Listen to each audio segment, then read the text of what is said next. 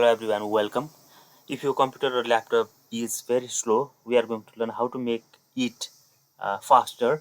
First of all, you need to click on start button and then you need to go to settings there. And after setting, just see system button there and click on the system button. And after that, you need to just scroll it a little bit down to the bottom. There comes another button that is about. Just see about button and open that button. Just click on that and again scroll it a bit down to source another option, and there is another option that is advanced system settings. Just click on that and after that settings, and then after settings you can see so many options there, and among them you need to see the first four options. The third one, adjust for best performance.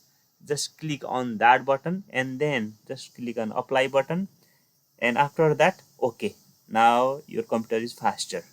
Thank you so much.